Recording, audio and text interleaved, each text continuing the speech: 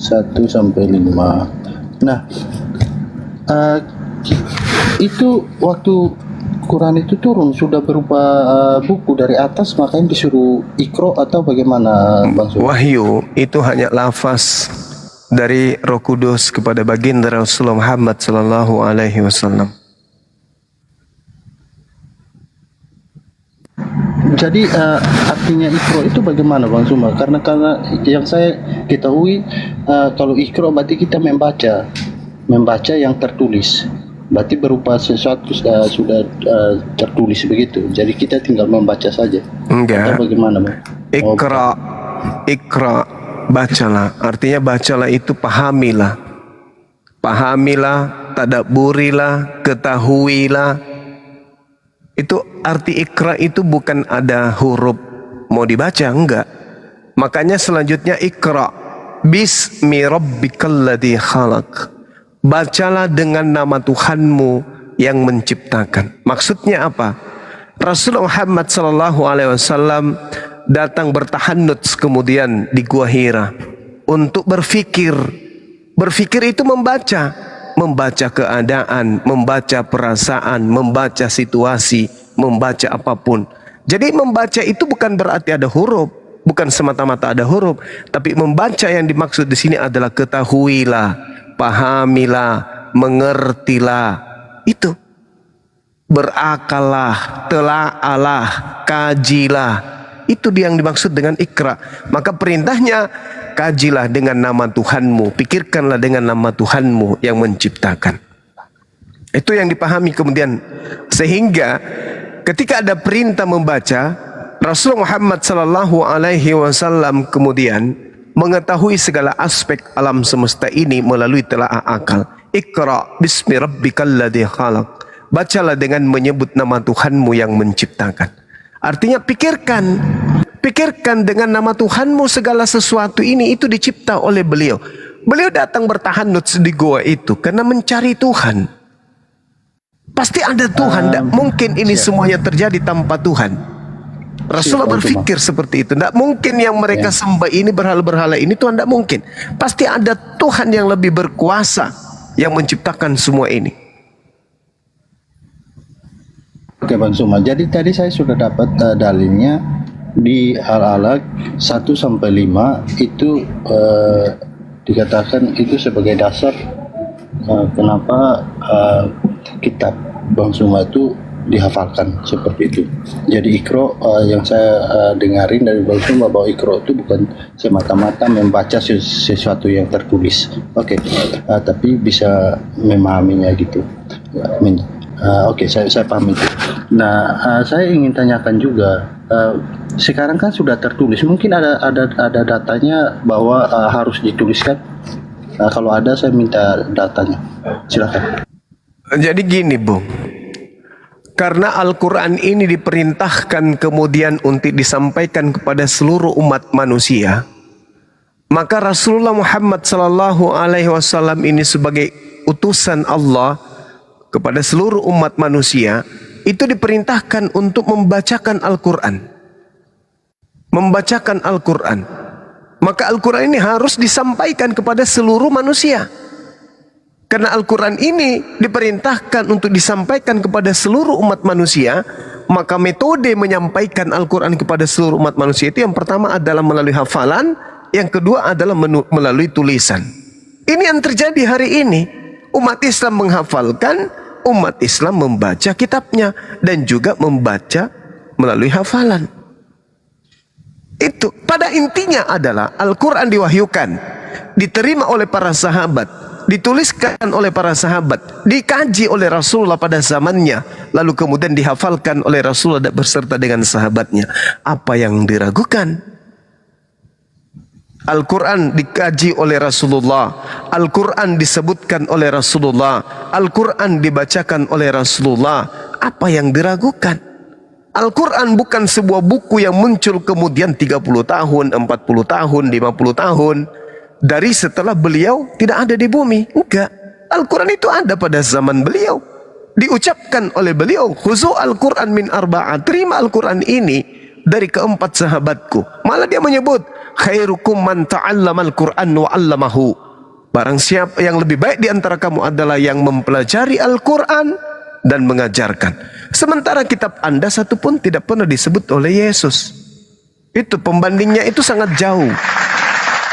Al-Quran diajarkan oleh Rasulullah, Al-Quran disebutkan oleh Rasulullah, Al-Quran diperlihatkan oleh Rasulullah, Al-Quran isinya dihafalkan oleh Rasulullah dan disampaikan kepada sahabat-sahabatnya. Sahabatnya menyampaikan kepada muridnya, muridnya menyampaikan kepada muridnya, muridnya sampai kepada kami umat Islam di Indonesia ini. Jadi sanadnya itu berkesinambungan. Sedangkan kalau kita berbicara misalnya surah-surah Paulus, Yesus tak tahu itu. Kitab Roma Yesus tak kenal. Galatia Yesus tak kenal. 13 buku karangan Paulus tidak dikenali oleh Yesus. Dan Yesus tidak pernah membaca kitab perjanjian baru. Bagaimana orang berakal mau percaya kalau itu firman Tuhan? Sedangkan Yesus sendiri nggak pernah membacanya. Oke Bang Suma, nanti kita masuk ke sana ya. Tapi saya ingin apa dulu? Tadi sudah ada dasar ini, ada dalilnya. Bang Suma mengatakan kepada saya bahwa Iqra itu di ala-ala 1-5. Itu dalilnya kenapa Al-Quran itu harus dihafalkan. Nah, jadi membaca di sana bukan membaca sesuatu yang tertulis, tapi tadi sudah Bang Suma jelaskan panjang lebar dan saya mengerti itu. Nah, makanya saya tanyakan, sekarang kan sudah berbentuk tulisan Bang Suma. Mungkin ada dasar-dasar, kalau nggak ada Bang Suma tinggal bilang nggak ada. Kalau ada, saya minta mungkin ada satu kekuatan di dalam Al-Quran yang menuliskan bahwa boleh dituliskan untuk disampaikan kepada semua makhluk atau seluruh dunia, untuk semua bangsa, gitu Bang Suma. Ada dalilnya tertulis nggak di dalam Al-Quran? Silakan. Iya. Jadi kalau perintah tuliskanlah Al-Quran itu di dalam Al-Quran itu memang tidak ada perintahnya dituliskan. Terus kalau tidak ada perintah dituliskan Al-Quran lalu dituliskan, ada yang dilanggar? Tidak ada. Rasulullah Muhammad SAW justru mengatakan bahwasanya bacalah Al-Quran karena dia akan datang pada hari kiamat sebagai syafaat bagi sahibul Quran. Itu kata Rasulullah. Nah, Al-Quran ini mau dibaca. Berarti ketika merujuk kepada Quran berarti harus dituliskan. Karena perintahnya disuruh baca. Baca yang dimaksud di sini adalah kepada sahabat. Sedangkan Iqra kepada Rasulullah maksudnya adalah bacalah, alam semesta ini diciptakan oleh Allah. Sedangkan ketika Rasulullah membahas tentang bacaan Al-Quran, itu artinya Rasulullah sedang memerintahkan menulis karena harus dibaca. Makanya Al-Quran itu ketika dihafal. Gimana? Terima kasih Bang Suma. Mungkin masih ada, silakan Bang Suma kalau masih ada. Kalau nggak mengajarkan ada, dengan pena itu ayat 4, mengajarkan dengan pena. Neotenin. Iya, jadi sudah jelas bagi kami Al-Quran itu berasal dari baginda Rasulullah Muhammad sallallahu alaihi wasallam. Al-Quran dihafalkan, dituliskan oleh sahabat Rasulullah, dikaji, ditadaburi, dijelaskan, ditafsirkan dan diuraikan oleh baginda. Nah sekarang kalau saya balik bertanya kepada saudara, pernahkah kemudian Yesus mengkaji Bible? Misalnya Matius 28 nomor 19, pergilah beritakanlah kemudian jadikanlah seluruh bangsa menjadi muridku. Apakah Yesus pernah mengkaji ucapan ini di dalam Bible tersebut? Oke, terima kasih Bang Suma. Nah, itu pertanyaan kepada saya ya. Saya akan menjawab. Begini Bang Suma, segala sesuatu yang dituliskan di dalam Alkitab itu diilhami oleh itu kata Paulus. Itu diilhamkan oleh itu kata Paulus. Yang saya tanya, ada di sana ada perkataan-perkataan Yesus. Yang saya tanya, pernahkah? Begini, sebentar Bang Suma. Tidak mungkin Yesus kan yang membawakan ajaran itu. Tidak mungkin Ya. dia seolah guru. Iya, itu klaim saudara. Itu klaim saudara yang dengar dulu Bang Suma. Kalau kita saya tidak posisikan butuh jawaban yang bukan pertanyaan standar. saya. Untuk apa Anda bicara kalau saya tidak tanya? Seperti saya, Standar Anda di tanya, sekolah, saya sebentar. jawab sesuai dengan pertanyaan. Pertanyaan Ya, saya, sebentar. pernahkah Yesus menjelaskan isi dari Matius 28 nomor 19? Itu loh pertanyaan saya. Jadi di Alkitab itu Bang Suma itu menuliskan ada perkataan Yesus, ada kisah-kisah sejarah, ada nubuatan dan lain-lain, masih banyak. Nah, ada kejadian-kejadian terjadi di sana, itu dicatat. Nah, kalau Bang Suma bertanya kepada saya, apakah kalau Yesus pernah meneliti nggak itu Alkitab? Bang Suma, Yesus itu kan dia sang guru itu. Mana sang guru Bang Suma suruh dia menulis, kan tidak mungkin Bang Suma. Saya tidak suruh pasti menulis. murid. Yang saya tanya, Bang Suma, kalau itu dengar, kalau saya ingin itu tahu juga. Sekarang kalau begitu, saya Loh, ingin tahu dari Bang Suma. belum selesai, belum Anda jawab, kok Bang pindah Suma, lagi? Kenapa jadi Rasulullah ketakutan, panik? Diam dulu beleng-beleng, woi, Free, diam dulu beleng-beleng. Betul. Saya kan bertanya, menurut saudara itu adalah ucapan Yesus. Pernahkah kemudian Rasul Yesus membahas tentang Matius 28 nomor 19? Kalau Yesus pernah membahas itu, uraiannya, jadikanlah seluruh bangsa menjadi muridku, itu uraian Yesusnya itu seperti apa? Seperti misalnya, Iqra bismi rabbikal ladzi khalaq. Ternyata uraiannya ketika Rasulullah menjelaskan bahwa Tuhan itu bernama Allah. Tuhan kita adalah Allah. Dialah Allah, Tuhan kita, tak ada Tuhan yang lain. Dialah yang menciptakan segala sesuatunya. Rasulullah kemudian menjelaskan makna daripada Al-Quran. Penjelasan Rasulullah terhadap Al-Quran inilah yang disebut hadits. Inilah yang menjelaskan tentang Al-Quran itu adalah Nabi Muhammad. Sekarang ketika ada perintah yang dipercayai oleh saudara Kristen, beritakan, jadikanlah seluruh bangsa menjadi muridku. Ada enggak penjelasan Yesus tentang ucapan tersebut? Ini kan tulisan yang muncul di dalam kitab saudara, nama kitabnya Matius. Pertanyaan saya, kalau ini betul ucapan Yesus, ada dong ucapan Yesus yang mengkaji tentang itu?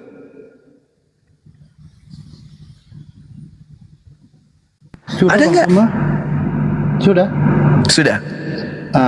Itu Bang Suma bisa baca itu di perumpamaan yang Yesus buat, yaitu tentang menabur benih di semak duri, menabur benih di pinggir jalan, menabur benih di tanah yang berbatu-batu. Itu ada penjelasannya, itu dijelaskan oleh Yesus. Jadi Matius segala 28 perumpamaan- nomor 19 yang saya tanya, Bang. Matius 28 itu kan perintah. Iya, ada nggak penjelasan Yesus tentang perintah ini? Perintah tidak perlu dijelaskan lagi, itu perintah. Ya, itu menurut Sebentar, saudara saya buka karena ya. mungkin tidak ada. Kalau tidak ada, bilang aja tidak ada. Saya buka saudara, sebentar saya buka. Ya. Silakan. Matius 28 ya, Matius 28. Ayat berapa saudara? 19. Nomor berapa? 19. Sebentar.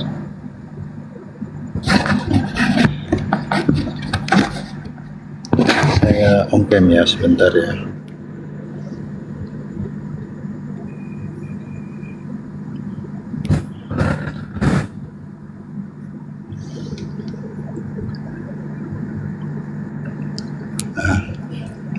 Bisa tolong dibesarkan? Besarkan, teman-teman.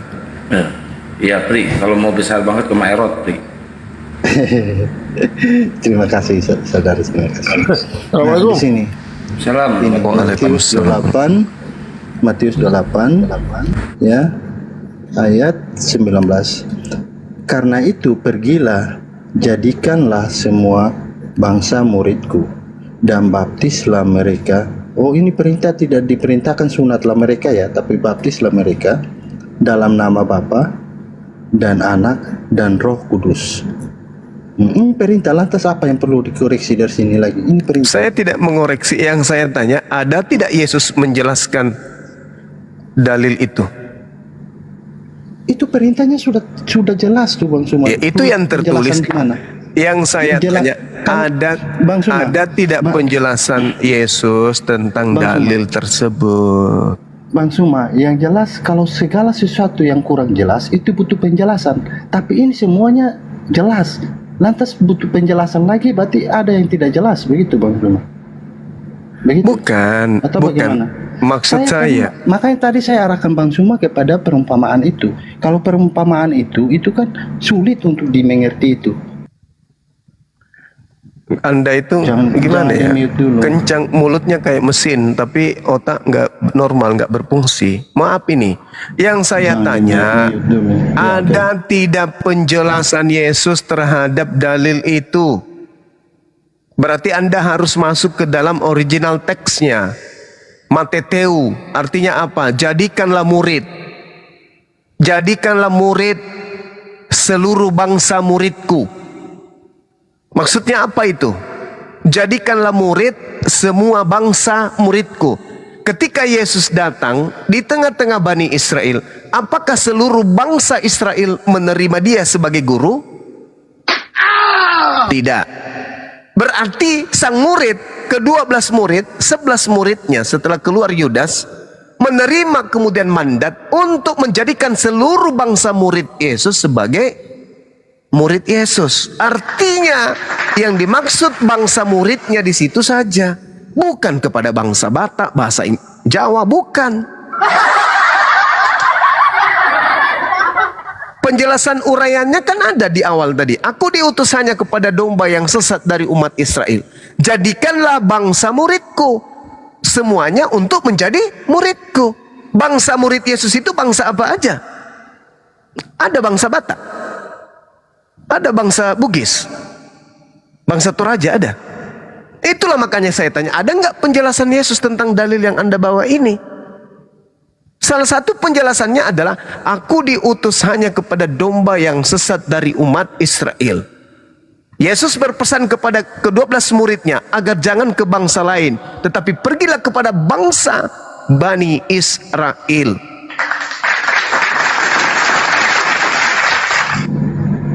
Oke Bang Suma, jadi di sini perintahnya sangat jelas Bang Suma. Tadi sudah membantah apa yang sudah Bang Suma bilang ya. Nah, karena itu pergilah jadikanlah semua bangsa murid. Bangsa murid, jangan dihentikan di situ. Jangan bangsa muridku. Menjadi Ini, Bang Suma, saya besarin lagi. Saya besarin lagi Bang Suma.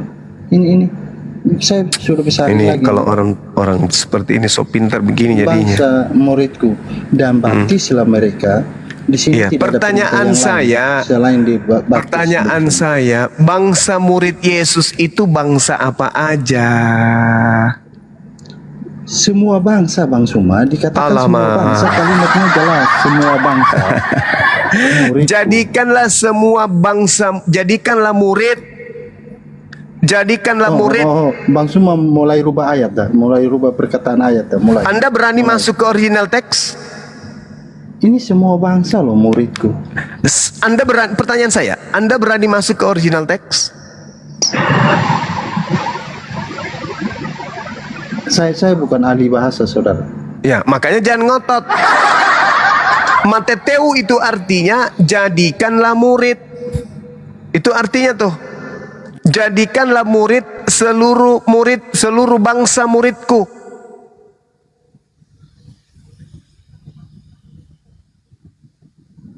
Jadi ketika dikatakan mateteu artinya itu dalam bahasa Yunani kan, itu dalam bahasa Yunani. Tapi kalau diterjemahkan ke dalam bahasa Indonesia kan sudah pasti jadikanlah bangsa semua muridku. Oh, itu berarti kan salah, jadinya salah. berarti menyalahi aslinya. Enggak seperti itu Bang Suma. Ada apa bahasanya itu ada Bang Suma. Jadi kayak di bahasa Inggris juga kan ada tuh. Jadi ada kata yang Bung, pertanyaan saya, saudara, yang mana yang benar, bahasa aslinya atau bahasa bukan aslinya, yang mana yang benar? Memang bahasa aslinya kalau memang seperti itu. Ah, itu bahasa kan aslinya tapi yang benar.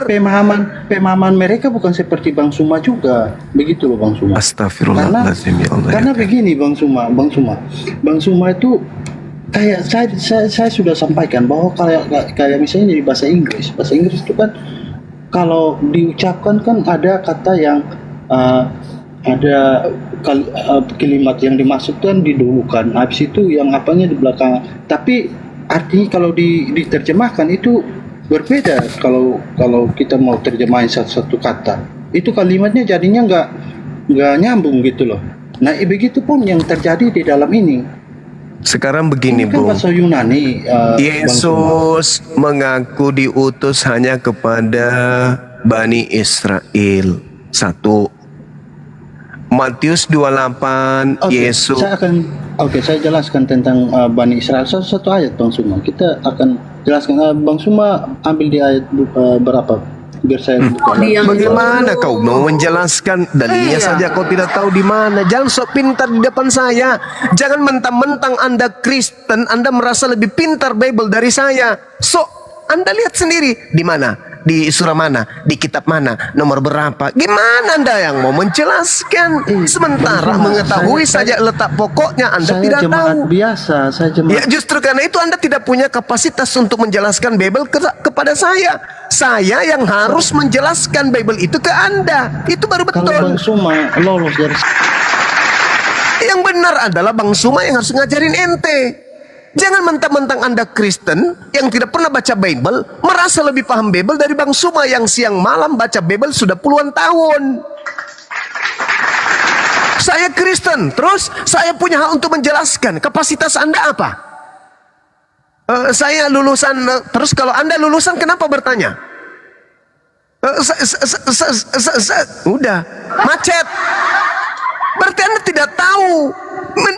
Mending Anda mendengarkan. Memang Anda Kristen, tapi untuk memahami Bible Anda harus belajar kepada Bang Suma yang lebih mengerti karena Bang Suma yang belajar. Anda itu cuma mengimani saja, asal percaya saja. Bukan.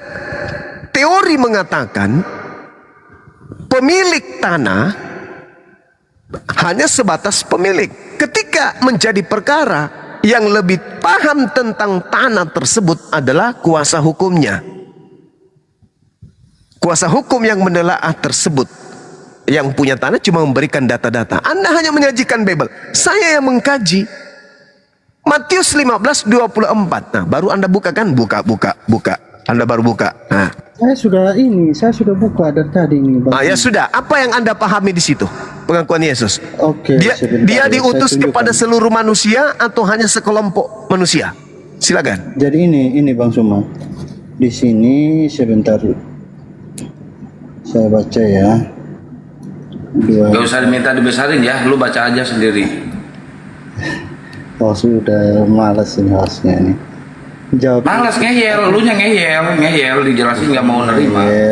Saya harus menjelaskan sesuai yang tertulis, saudara.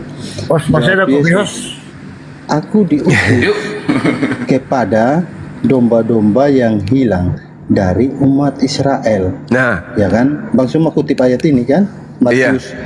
Matius 15 ayat 24 kan? ya. Benar kan? Astagfirullahaladzim. Bang Suma. Apa yang Anda tangkap di situ? Yesus punya misi hanya untuk Israel atau seluruh manusia? Oke, sebentar saya jawab ya Bang Suma ya. Ya. Nah, jadi di sini Bang Suma, ini kenapa Yesus berkata demikian? Karena dia lahirnya di mana Bang Suma? Kita harus tahu itu. Dia lahirnya di Israel. Kalau dibilang aku diutus kepada seluruh bangsa, berarti dia lahir di mana-mana Bang Suma. Berarti Yesus banyak dong. Beleng-beleng kau, beleng-beleng. Loh, Itu namanya sesuai, Anda Bang berasumsi, Bung. Bukan asumsi Bang Suma. Dia berkata, saya diutus untuk domba-domba yang hilang dari Bani Israel. Karena dia memang diutus itu lahirnya harus di Israel Bang Suma. Ajaran Paulus ini untuk seluruh di manusia atau Yunani. enggak? Saya tanya, ajaran Paulus ini untuk seluruh manusia atau hanya untuk orang Kristen saja? Untuk seluruh manusia. Berarti Paulus lahir di mana-mana. Untuk seluruh manusia. Berarti Untuk Paulus seluruh- lahir kalau di mana-mana. kalau Saya kembalikan ajaran- bahasa Anda nih. Berarti Paulus Ajaran. lahir di mana-mana. Kalau Abang Suma bertanya kepada saya, Paulus diutus di mana? Nah, baru saya Iya, kan Yesus Paulus mengaku kayak diutus Antioquia. hanya kepada domba yang hilang dari umat Israel. Kenapa demikian? Iya, benar. Karena dia lahir di tengah-tengah Bani Israel. Nah, Paulus diutus untuk siapa aja? Benar tuh Bang Suma. Jadi kalau dibilang diutus, berarti kan lahirnya di Israel Bang Suma. Nah, Paulus Bukan ini lahirnya diutus di mana. untuk siapa? Berarti diutus ke Israel dong. Nah, kalau Misalnya Paulus ini diutus Bang kepada Suma- siapa? Bang Suma misalnya mengutus saya ke ini Jawa. Ya berarti saya harus ke Jawa kan? Bukan saya kemana-mana kan Bang Suma? Begitu maksudnya. Jadi di sini ayat ini menjelaskan tentang hal itu Bang Suma. Ya sudah, Nah, kamu baca Kisah Para Rasul saya- 13 nomor 23 coba. Bagaimana cara Anda berkelit di situ coba? Jangan loncat dulu Bang Suma. Enggak, Kita satu-satu saya dulu. sudah ngalah, saya sudah mengalah. Sekarang Anda baca Kisah Para Rasul 13:23. Cuma jangan mengalah begitu Bang Suma nih. Ya, gimana saya tidak Kisah- mengalah Kisah Para Rasul. yang saya 13 nomor 23. 13 nomor 23. Sebentar Bang Suma, saya cari 23. Saya lihat perikopnya dulu. Ke Antioquia dan Pisidia. Oke. 23 ya. Itu dimulai dari ayat 13. Bang Suma copotnya di ayat 23. Oke. Dan dari keturunannya lah, sesuai dengan yang telah dijanjikannya, Allah telah membangkitkan juru selamat bagi orang Israel, yaitu Yesus. Membangkitkan juru selamat bagi siapa? Israel. Dua. Anda orang mana? Kata. Yesus bangkit di mana, Abang Suma? Dompa lah. Udah, deh, Beleng, silakan, kau beleng-beleng. sahabat yang lain silakan. biar Beleng-beleng, rasanya. Free, beleng-beleng Silakan, kau, silakan. beleng-beleng. Maaf saudara, biar beleng-beleng. teman saya yang lain. Ini Silakan. kita berbicara sesuai data kan? Nggak usah, nggak nyambung kau dari tadi, nggak Dan nyambung. fakta, bukan data Dan saja, fakta tapi apa? fakta Faktanya juga. kau beleng-beleng. Sukivi, Anda itu masih kecil Anda. Iya, Belajar masih banyak kecil dulu, kau udah Anda tua belajar beleng-beleng. Udah dijelasin kau, aku hanya diutus kepada Bani Israel. Hanya. Anda makan banyak-banyak dulu biar besar sedikit dulu baru diskusi sama saya. Nah, kecil Diskusi Anda. kau. Bukan masalah kecil, Bung. Masalahnya kau nggak nyambung. Bibel kau Masih- aja nggak tamat kau. Kau mau nanya Iman- Al-Quran. Al-Quran terlalu Iman tinggi. Anda tuh masih masa pertumbuhan, saudara. Makan banyak-banyak dulu. Baru Dari diskusi tadi dengan kau saya. nggak nyambung, Bung, ya. Nah, sekarang ku tanya kau nih. Sekarang ku tanya kau. Kalau kau bisa jawab, pintar Silakan, kau. saya Nah, mute. kau jelaskan di Kisah Para Rasul 16 ayat ke-6, mereka melintasi tanah Frigia dan tanah Galatia karena Roh Kudus mencegah mereka untuk memberitakan Injil di Asia. Itu apa maksudnya? Para Rasul 16 Ayat 6. ayat 6. Kau jelaskan Sebentar, itu. Saudara, Kisah Para Rasul 16. Nggak ada saudara-saudara. Kita nggak Ayat saudara. 6. Nggak mau aku saudara sama kau. Kalau Anda nggak mau saudara itu urusan Anda. Jadi di sini Paulus menyeberang ke Makedonia. Itu perikopnya ya, dimulai dari ayat 4 sampai ayat 12. Saudara copotnya di mana? Ayat 6. Baca Ya. saja, baru kau jelaskan itu. Oke, saya Copot-copot, baca. kau aja copot-copot Sebentar. ayat Al-Quran. Saya baca saudara, saya baca. Mereka melintasi tanah Frigia dan tanah Galatia karena Roh Kudus. Nah, ini Roh Kudus mencegah mereka untuk memberitakan Injil ke Asia. Nah, itu kan Roh Kudus belum mengizinkan saudara. Terus Ya aja deh, gini aja pertanyaannya. Gini. Roh Kudus belum Di mengizinkan mana pada saat Yesus itu. tuh di mana Yesus pernah menyebut Kristen? Oh, rubah Atau lagi, Yesus rubah tuh pernah pertanyaan lagi. Kayak karena kau Apa ngeyel lagi? kemana-mana. Berapa orang nih? Pandai kali kau. Oh, jadi intinya Roh Kudus belum ngasih mandat ya kepada Paulus untuk pergi ke Medan gitu ya. Oke. Iya kan harus semua Belum segala dihalangi. sesuatu. Iya, dihalangi berarti ya. Harus sesuai harus Mandatnya sesuai untuk dengan pergi ke Medan. perintah, iya kan? Jadi tahun berapa itu Paulus diutus ke Medan itu? Ini Bang, siapa nih yang bertanya nih? Yang Palopo, bertanya Palopo. Gitu. Palopo. Aduh, Pak Palopo lagi pusing ya kita nih. Pak Palopo, turunin, Pak Palopo. Belum, tenang. Lanjut dulu Bang Zulkifli. Pak Palopo, ini diam dulu saya sama Bang Sul ini. Iya, lanjut. Hari ini telah lahir Yesus Kristus juru selamat di kota Garut. Nah, mau bikin apa tuh di kota Garut? buat dodol. Ini itu pertanyaannya begini. Tadi kan begini Bang Sul, Bang Palopo. Tadi kan diangkat hari ini tentang Apa? Kasih jelas kau. Ini apa? Yesus diutus hanya untuk domba-domba yang hilang dari Bani Israel. Ya udah. Saya sudah sampaikan itu data yang tertulis dan sesuai dengan apa yang terjadi, kenyataannya seperti apa, itu sudah saya sampaikan bahwa itu dituliskan seperti itu karena dia memang lahirnya di Israel Dan diutus kalau untuk kan ini sekarang masuk kepada diutus kan tadi Oke, diutus. jadi gini kita kan, lari lagi ke kan jawabnya begini, karena memang dia lahir di Israel dan untuk bangkit tadi di bawah ayatnya di Kisah Para Rasul tuh Bang Suma bawahnya itu Kisah Para Rasul itu bangkit. Nah bangkitnya juga kan di Israel, bukan dia lahir di Israel tuh jangan kesana dulu. bangkitnya di Jangan kesana Garut dulu. terus matinya di ini jangan ke sana dulu. Amerika kan enggak kan? Enggak, jangan ke sana dulu. Enggak, bukan gitu, bukan di Amerika, lahir di Garut, siapa lagi? matinya di Medan. Iya. Dia kan lahir Bos di tidur dulu, ini satu-satu dulu nih pusing ini. Iya, dia kan lahir di Israel Iya. dan diutus untuk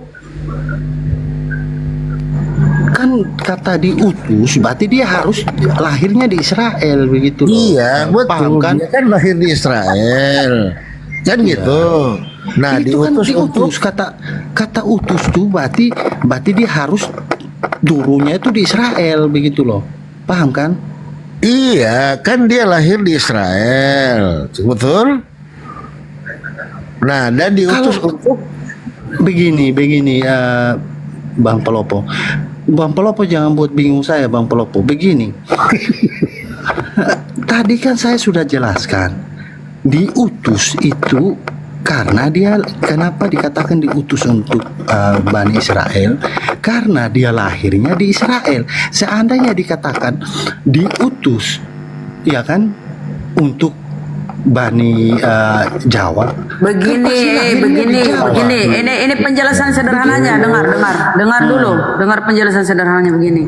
Seorang duta besar nih diutus oleh Presiden Republik Indonesia Karollah Jokowi ya, dia diutus ke suatu negara. Nih, duta besar ini misalnya ke Belanda Dia diutus ini jadi otonominya hanya di Belanda itu, nggak bisa dia menyimpang kepada negara-negara lain. Ya, duta besar bagi negara Belanda dari Indonesia, berarti dia mewakili kita di sana, negara Indonesia di sana. Jadi Yesus kan berkata, aku diutus hanya kepada hanya. Berarti kalau dia itu diutus hanya kepada bangsa Israel, ya dia terkhusus kepada Bani Israel, Bunda Rama, bukan kepada Bani Bunda Rama. Batak, Bani apa yang Bunda lain. Rama. Oke, siap. Oh, Makanya di situ tadi disampaikan sebentar. Kau kalau kita ngomong juga kau cerewet. Tadi disampaikan kan datanya di Kisah Para Rasul itu 13:34 bahwa Allah membangkitkan juru selamat bagi orang Israel, yaitu Yesus bagi orang Israel. Oke, nggak ada di situ tertulis bagi orang Batak, orang Makassar, orang Tator, nggak ada, bagi orang Israel. Oke bro. Kecuali kok ada datamu tertulis, oh bagi orang Israel, orang Batak, orang Tator, kan jadi khusus gitu. Bukan untuk mereka, bukan untuk dunia aku berdoa, melainkan untuk mereka aku berdoa. Ya, kemudian di Yohanes 15 ya, 10:15 dia berpesan kepada murid-muridnya. Dia mengutus murid-muridnya berpesan, jangan kamu menyimpang kepada bangsa lain atau masuk ke dalam kota orang Samaria, melainkan pergilah kepada domba-domba Bani Israel. Dia disuruh diperintah kepada Bani Israel, selalu Bani Israel. Kemudian ketika kita baca lagi di Yohanes ya, apa kata Yesus kepada muridnya?